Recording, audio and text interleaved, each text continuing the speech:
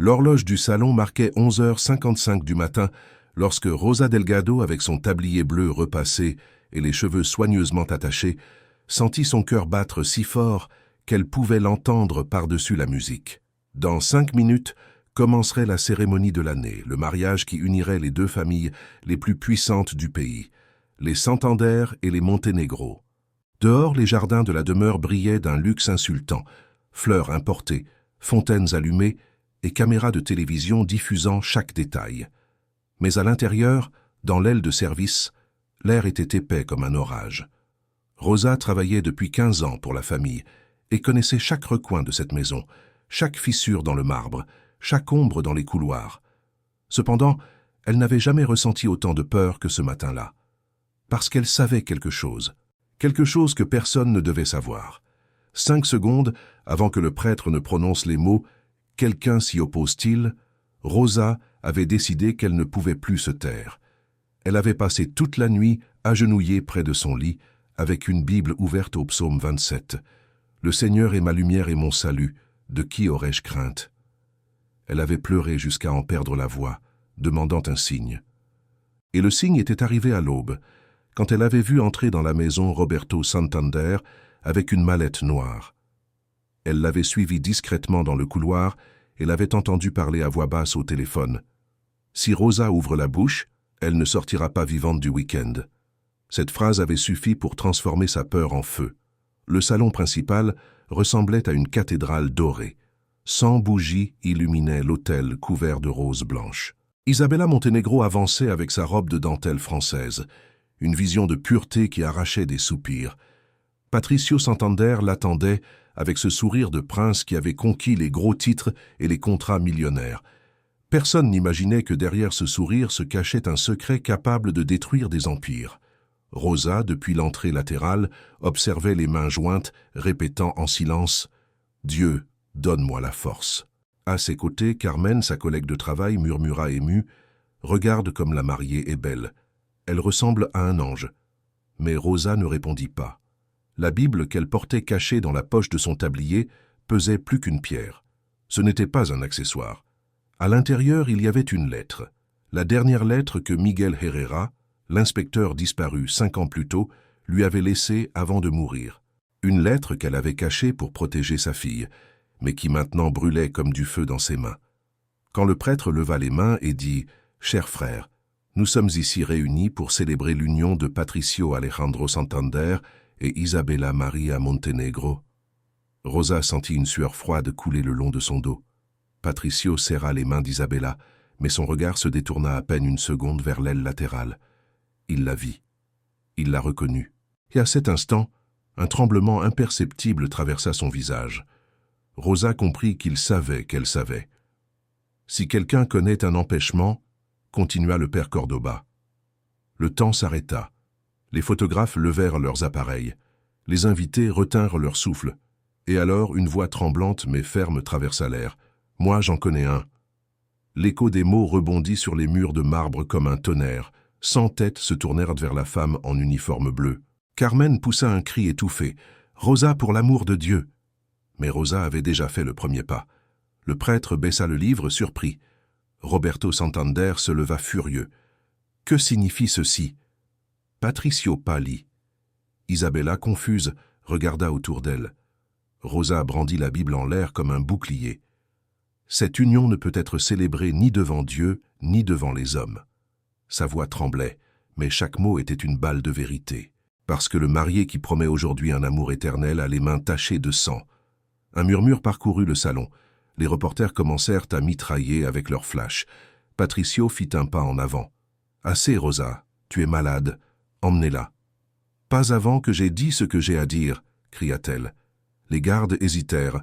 Isabella, d'une voix douce, dit « Laissez-la parler. » Cette seule phrase arrêta tout. Rosa sentit que Dieu lui ouvrait un chemin au milieu du chaos. « Il y a 5 ans, commença-t-elle, Miguel Herrera, inspecteur du ministère de la Santé, a découvert que les laboratoires Santander falsifiaient des médicaments contre le cancer. Ils l'ont tué pour le faire taire. » Un murmure grandit dans le public. « C'est un mensonge, » tonna Roberto. Mais Rosa sortit de la Bible une feuille jaunâtre, le sceau du ministère encore visible. Miguel m'a donné cette lettre la nuit avant de mourir. Il m'a demandé de la garder jusqu'au jour où ma conscience ne supporterait plus le silence. Ce jour est aujourd'hui. » Le prêtre semblait pétrifié. Isabella recula d'un pas. « Dites-vous que… » »« Oui, » l'interrompit Rosa. « Patricio était là cette nuit-là. Je l'ai vu. J'ai nettoyé le sang sur le sol de son bureau, et je sais que ce n'était pas un accident. » Patricio éleva la voix, désespéré. « C'est de la folie. Il n'y a pas de preuves. » Rosa respira profondément et regarda les journalistes. « Les preuves sont dans les laboratoires, dans les comptes, dans les vies qui ont été perdues. Et bientôt, tout sortira au jour. » Carmen pleurait en silence. Les invités filmaient avec leur téléphone. Isabella semblait une statue. « Pourquoi maintenant, Rosa ?» demanda le prêtre d'une voix basse. « Parce que je suis chrétienne, » répondit-elle, les larmes aux yeux. « Et ma foi ne me permet pas d'être complice du mal. Je préfère perdre mon travail, ma sécurité, même ma vie, plutôt que de voir une autre femme bonne épouser un assassin. » Le silence qui suivit fut absolu. Même le bruit des fontaines s'arrêta. Soudain, un bruit métallique. Le micro tomba des mains du père Cordoba. Patricio essaya de s'approcher de Rosa, mais Isabella s'interposa. « Ne t'approche pas. » Sa voix, auparavant douce, sonnait comme de l'acier. « Je veux l'écouter. »« Isabella, mon amour, ne l'écoute pas. Elle est confuse. »« Confuse ?» Rosa ouvrit la lettre. « Cela te confond-il » Elle lut à voix haute. « Si quelque chose m'arrive, c'est Patricio Santander. Je le sais parce que c'est lui qui m'a convoqué dans son bureau sous prétexte de parler de justice. Mais dans cette maison, la justice n'existe pas. » Un cri étouffé s'échappa des lèvres d'Isabella. Roberto s'avança. « Cette femme ment. Appelez la police. »« Excellente idée, » répliqua Isabella avec calme. « Appelez-la. Qu'elle enquête sur tout. » Le murmure se transforma en cri. Les journalistes coururent vers la sortie. Dehors, les sirènes commencèrent à se faire entendre. Rosa baissa lentement la Bible. « J'ai dit ce que j'avais à dire, que Dieu s'occupe du reste. » Patricio la regarda avec haine. « Cela va te coûter cher. » Rosa ne répondit pas. Elle se tourna vers Isabella. « Je suis désolée, mademoiselle. Je ne voulais pas ruiner votre mariage, je voulais sauver votre vie. » Isabella hocha la tête avec des larmes. « Je le sais, et je vous en serai reconnaissante pour le reste de ma vie. » Les policiers entrèrent quelques minutes plus tard. Rosa remit la lettre et son témoignage. Le scandale était déjà imparable. Les informations diffusaient en direct. En quelques heures, tout le pays saurait la vérité. Quand on emmena Patricio menotté, Rosa ressentit un mélange de soulagement et de tristesse. Elle n'avait rien gagné de matériel, mais elle avait retrouvé son âme. Cette nuit-là, seule dans sa chambre modeste, elle ouvrit à nouveau la Bible. La page du psaume 27 était froissée par les larmes. « Le Seigneur est la forteresse de ma vie. De qui aurais-je peur ?» Elle ferma les yeux et murmura « Merci Dieu de m'avoir donné le courage. » L'aube suivante trouva la demeure Santander transformée en ruine morale. Les fleurs fanées, les coupes vides et les gros titres des journaux se mélangeaient en une image de décadence. « Le mariage du siècle se transforme en scandale national », criaient les unes. Au centre de tout, le nom de Rosa Delgado apparaissait encore et encore. Certains l'appelaient héroïne, d'autres traîtresse. Mais elle ne cherchait pas la gloire, seulement la paix. Ce matin-là, dans la petite église du quartier où elle avait toujours prié en silence, Rosa s'agenouilla devant l'autel. « Mon Dieu, je l'ai fait parce que je ne pouvais plus me taire », murmura-t-elle. La lumière des bougies dessinait des ombres tranquilles sur le sol de pierre. Quand elle se leva, elle trouva le père Miguel Cordoba qui l'attendait à la porte.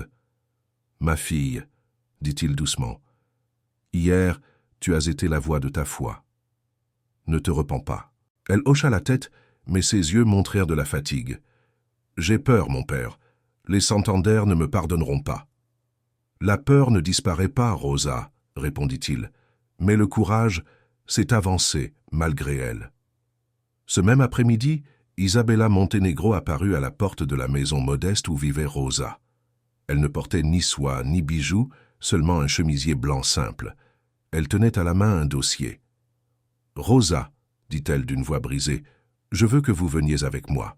Je ne peux pas affronter cela seule. » Dans le dossier se trouvaient les premières preuves récupérées par la police. documents comptables, courriels, transferts illégaux. Rosa les regarda avec incrédulité. Tout cela était caché dans l'entreprise. Oui, et il y en a plus. Mon père m'a dit de tout détruire, mais je ne peux pas le faire. Je veux connaître la vérité complète. Au cours des jours suivants, les deux femmes travaillèrent ensemble à examiner chaque fichier. Elles découvrirent que les médicaments falsifiés étaient distribués non seulement dans le pays, mais aussi sur 3 autres continents. Patricio, depuis la prison, avait commencé à collaborer avec les autorités, révélant des noms et des lieux. Sa déclaration coïncidait avec les mots que Rosa avait lus dans la lettre de Miguel Herrera. Un jeune procureur nommé Esteban Lira prit en charge l'affaire. « Madame Delgado, lui dit-il lors d'une réunion, votre témoignage est crucial. Vous serez le témoin principal du procès. » Rosa serra nerveusement les mains. « Je ne suis pas une femme instruite, monsieur.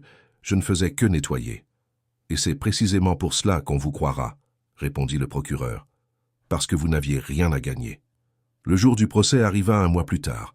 La salle était pleine de caméras. Patricio Santander, en tenue de prisonnier, semblait une ombre de ce qu'il avait été. Son père, Roberto, n'était pas apparu. Il avait fui le pays. Rosa occupa le siège des témoins.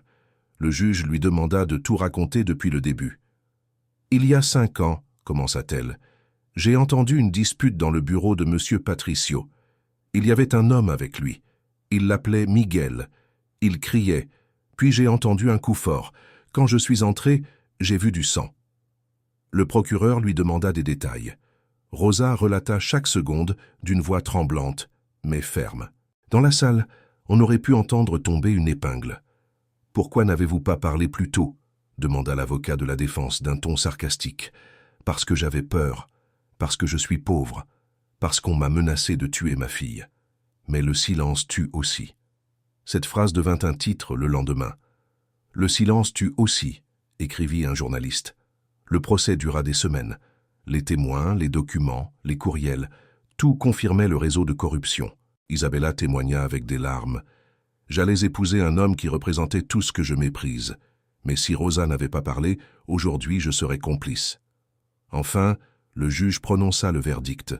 Patricio Santander, coupable d'homicide involontaire et de fraude corporative aggravée, condamné à 25 ans de prison. Dans la salle, Rosa ne célébra pas. Elle ferma seulement les yeux et murmura une prière pour les âmes de ceux qui étaient morts. Cependant, quelque chose changea à cet instant. Isabella se tourna vers elle et dit « Cela ne s'arrête pas ici. Miguel Herrera mérite une justice complète et des millions de personnes méritent de vrais médicaments. Nous allons poursuivre son combat. » Rosa hocha la tête. Pour la première fois depuis des années, elle ressentit de l'espoir. Les mois passèrent. Les laboratoires Santander furent saisis. Les familles des victimes reçurent des compensations. Et Rosa, de manière inattendue, devint un symbole national d'intégrité. Des émissions de télévision l'invitaient. Des magazines publièrent son histoire sous des titres comme « La femme qui a arrêté un mariage et changé le pays ». Mais elle continuait à vivre dans la même maison, à cuisiner les mêmes ragoûts, à lire la même Bible. Un après-midi, elle reçut une lettre avec un timbre étranger. Elle était d'une femme nommée Elena Herrera, veuve de Miguel. « Merci d'avoir prononcé son nom », disait la lettre. « Pendant des années, j'ai pensé que personne ne se souvenait de mon mari. Mais maintenant, le monde sait pourquoi il est mort. » Rosa pleura en lisant. Elle décida de voyager pour la rencontrer. La rencontre eut lieu à Bogota. Elena était médecin et avait le même éclat dans les yeux que Miguel sur les photos. « Il parlait de toi », lui dit-elle. « Il disait que tu étais la seule personne de cette maison qui avait encore une âme. » Elles s'enlacèrent longuement, 2 femmes unies par la tragédie et la foi. De retour dans son pays, Rosa commença à recevoir des lettres d'employés domestiques de tout le continent. « Vous m'avez inspiré à dénoncer mon patron abusif. Merci d'avoir montré qu'une femme simple peut changer le monde. » Chaque lettre était un témoignage d'espoir. 1 an plus tard, Isabella Montenegro inaugura la fondation Rosa Delgado, dédiée à la défense des travailleurs domestiques et à la transparence médicale. Rosa fut invitée à prononcer le discours d'ouverture. Elle monta sur scène avec une robe simple et le même tablier bleu plié sur le bras.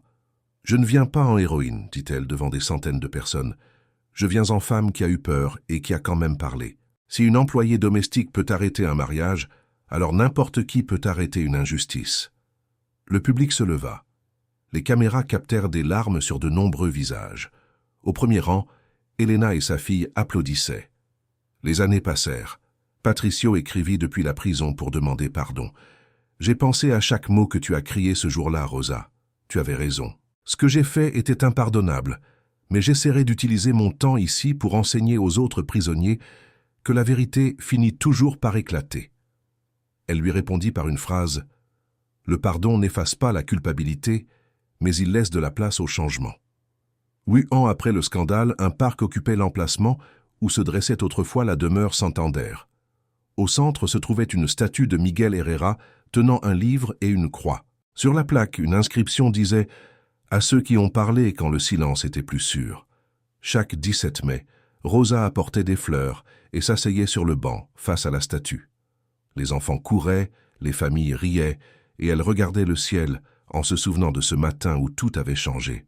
« Ce n'était que 5 secondes, murmurait-elle, mais Dieu a utilisé ces 5 secondes pour transformer le monde. » À 60 ans, Rosa reçut une invitation de l'Université nationale. Il voulait lui décerner un doctorat honoris causa en éthique sociale. Elle hésita, mais Isabella insista. « Ce n'est pas pour les titres, Rosa. C'est pour ce que vous symbolisez, le pouvoir d'une conscience éveillée. » Lors de la cérémonie, devant des centaines d'étudiants, Rosa prononça ses dernières paroles publiques. Il ne faut ni argent ni études pour reconnaître le bien du mal, seulement de la foi et 5 secondes de courage absolu. L'auditorium explosa en applaudissements. Cette nuit-là, de retour chez elle, elle ouvrit sa Bible. À l'intérieur, elle gardait encore la lettre originale de Miguel, déjà jaunâtre avec le temps. « La vérité trouve toujours sa voie », disait la dernière ligne. Rosa sourit. « Et j'ai été cette voix, même si elle tremblait. » Le lendemain matin, elle sortit se promener dans le parc. Un groupe de jeunes la reconnut et lui demanda une photo. « Madame Rosa, » dit une fille avec des larmes, « grâce à vous, j'ai étudié la médecine. Je veux faire partie du changement. » Rosa l'enlaça. « Alors tu l'es déjà, ma fille. Chaque personne qui choisit la vérité poursuit l'œuvre de Miguel. » Le soleil brillait sur les feuilles, l'air sentait l'espoir. Pendant un instant, Rosa pensa à tout ce qu'elle avait perdu. Des années de peur, des emplois, des amis. Mais aussi à tout ce qu'elle avait gagné, la dignité, la justice, la paix. Tandis que le vent agitait son tablier, elle ferma les yeux et se rappela la voix du prêtre ce jour fatidique. Quelqu'un s'y oppose-t-il? Et son propre cri, tremblant mais éternel, « Moi, j'en connais un ». Parfois, l'histoire d'un pays change non par les décisions des puissants, mais par le courage des invisibles.